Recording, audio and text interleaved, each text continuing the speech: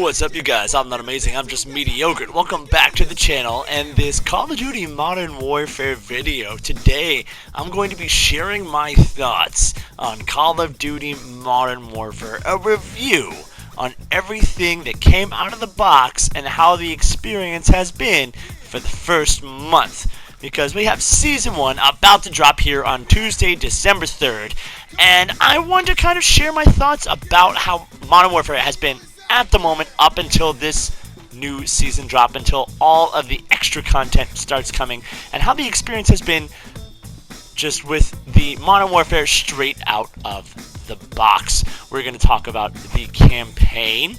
We're going to talk about the Spec Ops missions. We're also going to talk about, of course, the multiplayer, which is, why anybody buys Modern Warfare or Call of Duty anyway. But what we're going to start with is our campaign and just introduce that to you via the introduction cinematic.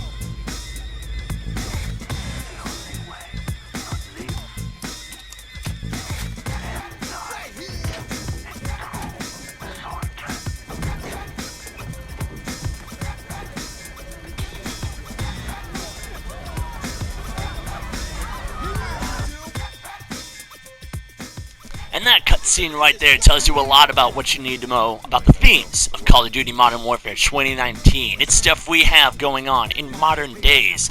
We have terrorists launching attacks on populated city areas, dense city centers.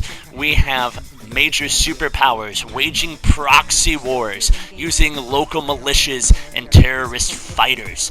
The graphics are slick.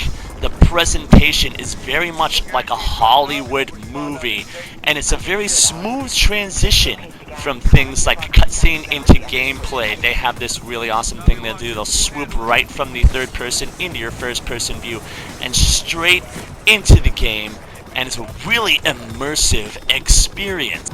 And overall, the story does do a great job of making you feel what it's like to be in the boots of one of these soldiers who operates within these gray areas where good and bad aren't as easy to distinguish as, there's a Nazi or there's an Allied soldier.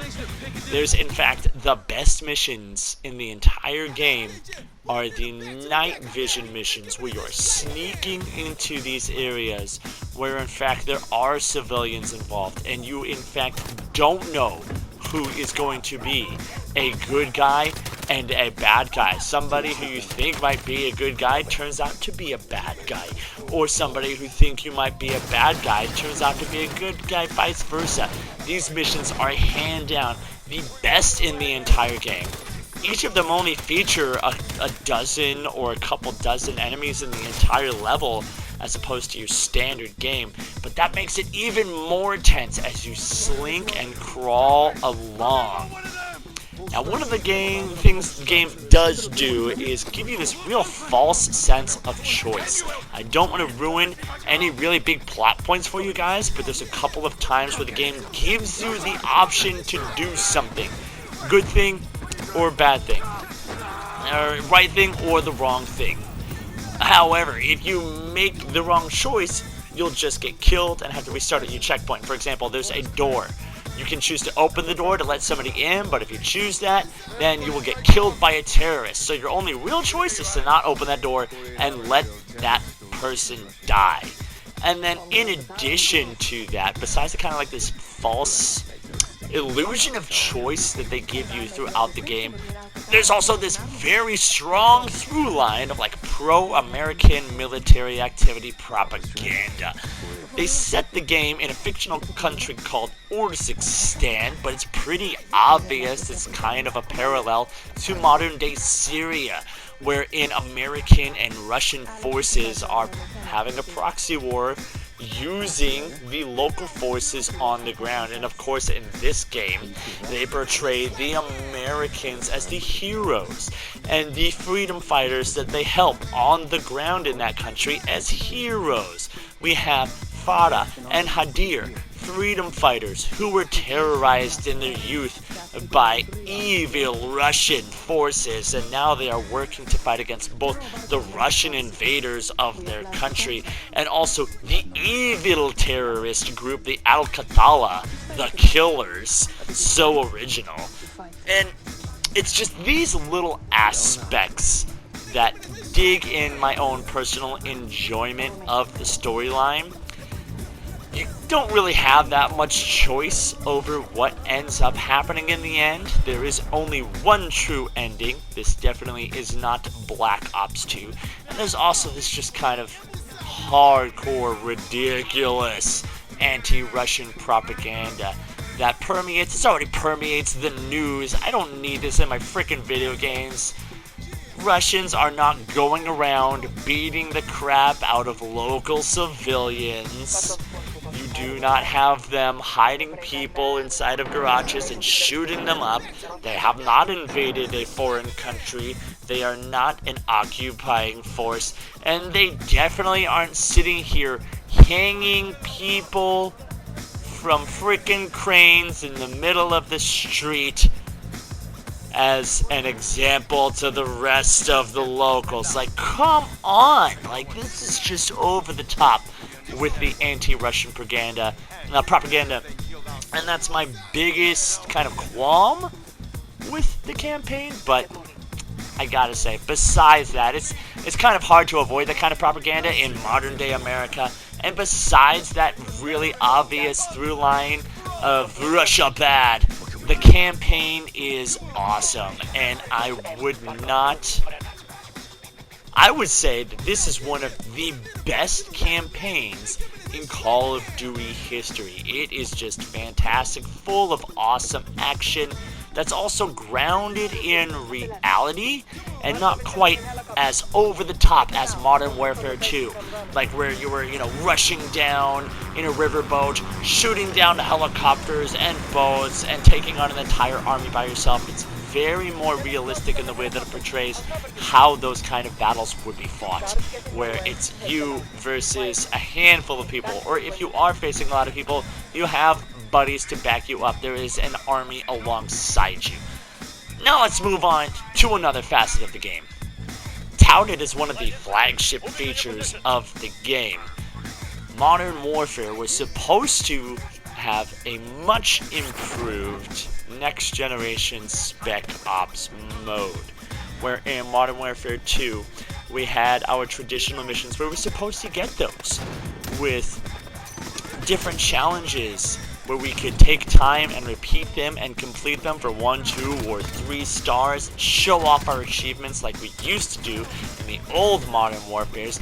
In addition, we would also get these giant operations, these 4-player experiences that supposedly continued the story of Modern Warfare and were going to be an awesome just kind of PvE mode that you could use to team up with your friends, chill out and relax, and continue the story of Modern Warfare. But that is not what we got. No. Special operations, as they currently stand, are hands down the worst part of Modern Warfare. No question, no contest. I don't care what you have to say, what complaints you have about multiplayer and its current status. Special operations is a freaking joke, and how they release this as part of a full $60 game as one of their 3 different flagship features of campaign, multiplayer, and Spec Ops. It's total freaking garbage trash and an insult to a full-priced game. These missions start off relatively alright. You have an objective, and you start to do that objective. And at first, they're not too bad, but inevitably, you will hit some sort of wall. There is some point in every single one of these operations where the enemies will begin spawning infinitely. Not only in front of you, but behind you, from these spaces that you already cleared. That makes zero sense. None whatsoever. The whole, like this mission I'm playing right now, Headhunter. You start off, you go and hunt down these specific lieutenants or whatever, and you have to pick up things off their dead bodies. That part, no problem at all. Easy. Done in 5 to 10 minutes. But as soon as you get to this part where we have to hack the scramblers and disable them, it becomes a freaking nightmare of insanity where juggernauts are coming at you, enemies are flying in on helicopters and driving in on trucks. In addition to those guys, you have infinitely spawning enemies who come up from the spaces you already cleared, so you're getting shot in front of, you're getting shot from behind, you're getting shot to the left, you're getting shot to the right, and there's no moving forward. It's the sweatiest thing I've ever tried to play as far as a co-op experience, and I hate it. It's the worst. I've tried it 2 times, 3 times, run into the same thing every time, and it's absolutely not worth the hassle at all. It's just ridiculous. There needs to, I don't know what the change should be. I think the biggest one is enemies shouldn't spawn behind you from places that you already cleared. That's freaking ridiculous.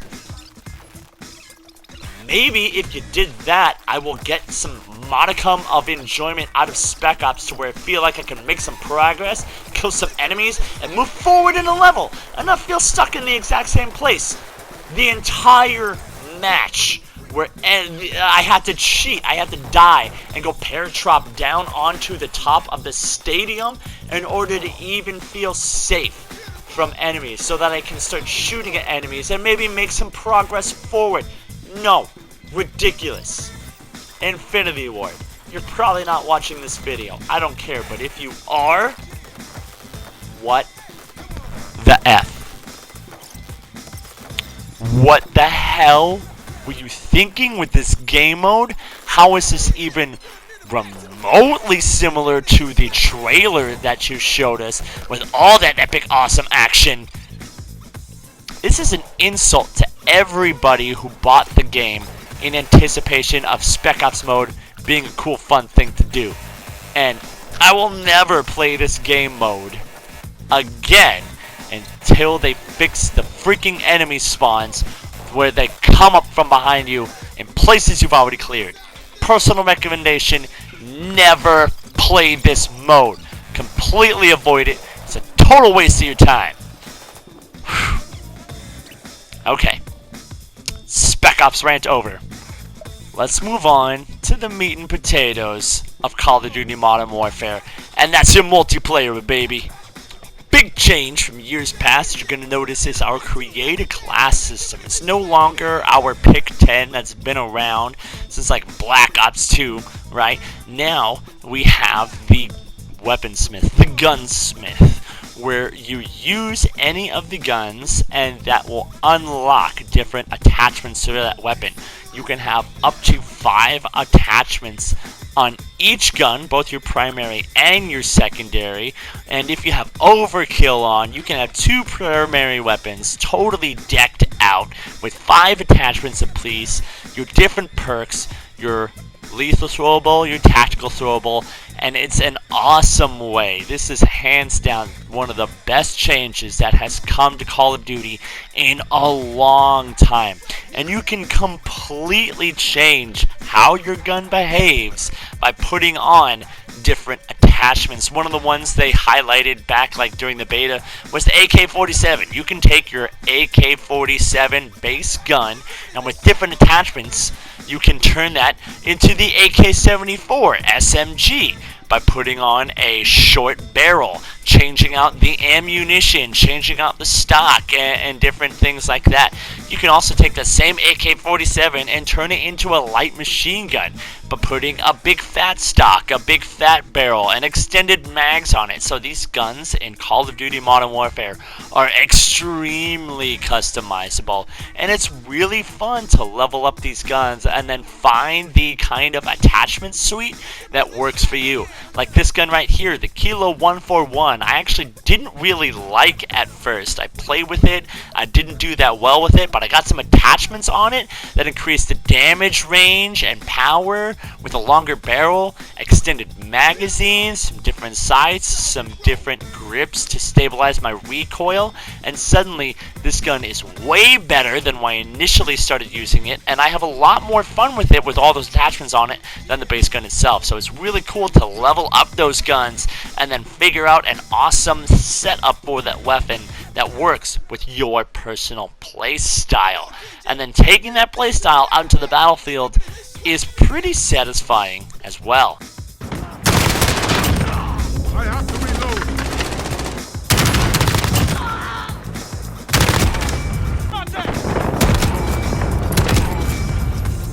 We've got control. Reloading. As you can hear, these weapons sound extra beefy, and even the silenced weapons have this kind of punch to them that's really powerful. And there's a whole lot of attention to detail, like the way you aim down scopes is a lot more true to life, and you can kind of see the world around you as you fire your gun. Smoke will pour out of the barrel, and just so much attention to detail makes it so satisfying to use these weapons.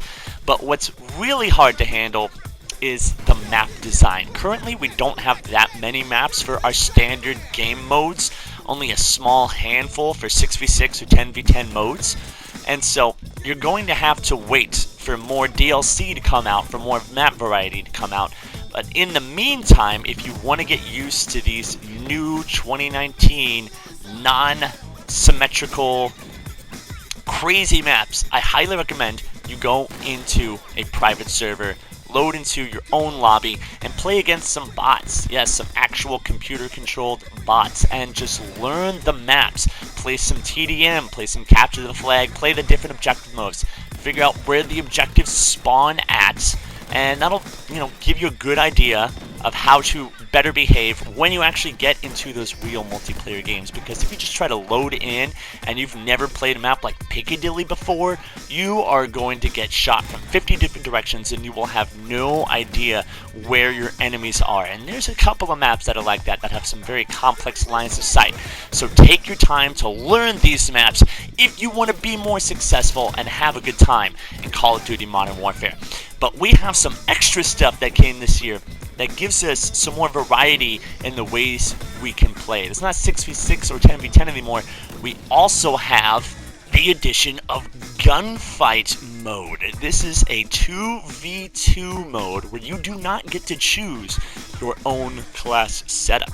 You will get a random class setup at the start of the round, and it will change every 2 rounds, and you are competing against another pair of players with the exact same loadout you have on a very small map. You do not get to revive your health. You don't heal at all. You start with 100 health, and that's all you get for the match. And then the matches are timed to be only like less than 60 seconds or so each in terms of each of those rounds. So this can go really fast, and it's an interesting change of pace from your traditional 6v6 or 10v10. It's very short and fast-paced, but tactical at the same time. It's very much about outplaying your opponents because nobody has any better kit than the other person. Each of you are operating on the same setup, so nobody has some special meta weapon that's better than the other team. This is a pure game of skill. And it's also awesome that they very recently added a tournament mode that you can go through a bracket and eventually win some cool cosmetic rewards. And they're adding a whole lot more maps to this mode. So Gunfight 2v2 is a big feature in Call of Duty this year, alongside with the opposite of the spectrum. Going from 2v2, they also have Ground War, which is a 32 versus 32 mode of absolute insanity. you'll hear a lot of comparisons of this mode to something like Battlefield, but I kind of disagree in terms of Battlefield. I feel like the maps are quite a bit larger, and it's also a little bit slower paced. Even though these maps are huge, and you like Tavore's District right here, you can go on pretty much every single one of these buildings. You'll see in this gameplay here as I'm talking, the just absolute depth of the map that they created and how far you can go. And there's only a handful of them right now, but of course there's going to be more coming. And it is absolute chaos. It is insanity, and it's so much fun to play. I've been waiting for an experience like this in Call of Duty for a long time. We have tanks on the map, we have helicopters on the map, you can fly all over the place, you can jump out of that helicopter and parachute down, and a lot of people feel like this is kind of a hint towards Battle Royale, because these different ground war maps are all technically pieces of one absolutely massive map that people think is going to be where the Battle Royale map is going to take place. It's also where these Spec Ops missions come from. All these Spec Ops missions take place on this exact same map, and there's even this area, Tavore's District, is really close to the stadium that you saw me fighting at inside the Special Ops mission earlier in this video. But ground war, lots of fun, crazy chaos, and there's a lot of ways you can choose to play this mode. Like, you can be that guy who is rushing in trying to capture the flags, and so you can be really successful with a short range setup because you do have all of these different buildings that you can go in and out of. You can also be very successful with a long range setup, right? Like, nobody says that you have to rush in and go capture flags. Maybe you want to go hang back and defend flags, or you have all these really tall buildings in Tavore's District. You're going to find a lot of snipers up in there, so you can snipe, you can counter snipe, and you just, in the ground war mode, have a ton of variety of gameplay on offer. Short range, close range, mid range, long range, whole lots of fun to be had in this mode. But it can be frustrating if you're on like a really bad team who just can't seem to hold their points. And I guess that's kind of like the way with any of the Call of Duty game modes, any of these objective type modes, is when Call of Duty is not fun, is when you're on a pure trash team, and maybe you're even the only one that's going for the objective, or only a small handful of the people are going for the objective, and that makes it really depressing. But overall, I gotta say, I'm having a lot of fun with Modern Warfare. There used to be a lot of issues, I would say, with the campers, and then the specific meta weapons. Like, if you weren't carrying an M4, you were toast. If you weren't carrying the 725 shotgun, you were toast. And that's changed. Now you can actually operate with a lot of different things. Moving on from that multiplayer, while playing multiplayer, you unlock, after level 55, you start to go into these officer ranks. And that's kind of like how they do Prestige now. You're going to get new officer ranks for every season to unlock cool new stuff. And in these officer ranks, you'll get challenges for every rank you level up. In those challenges, you can get tickets for trials. Now this, honestly, is what Special Ops should have been. This is what everybody was expecting Special Ops to be. Your very awesome, replayable, short game modes, where it's just you chilling out, trying to do the best you can against a set specific challenge. Like this one that I have right now, it's this clearing mission going to the map of Ramaza, and you have to eliminate all these enemies, and they do spawn in pretty much the exact same spots every time. So if you learn where they are, you can rush through this map pretty fast and get a really awesome time. And so that offers a lot of replayability. You can go in there, You can replay the map, you can learn where all those enemies are, go for that super fast time, and get your 3 stars, which also gets you more experience to level up through those ranks. They only have a handful of them in the game right now. They have that one area clearing mission, they have this sniper room mission, and they also have the kind of traditional gun range mission where you have to run through it shooting all the targets. You'll see that one in just a moment. And it is cool that every time you come across these trials, they give you different setups. Like you see right now, I have a scoped Magnum, but some other time, maybe you'll have the AX-50 or the Dragunov. They'll give you different snipers to actually use right there. Same thing like in this trial. They'll give you different loadouts you can pick from, like CQB weapons that I'm operating with right now. Or maybe you'll get long-range weapons, or maybe you'll get LMGs. And so you're going to get a different weapon setup that you are forced to use every time.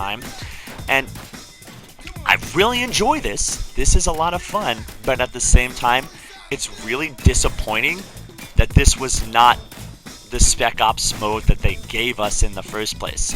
Like, you can't just go through and play these anytime that you want. You are limited to only using them with the tickets that you earn from completing your officer rank challenges, and you can only try them a handful of times, like 3 times per ticket.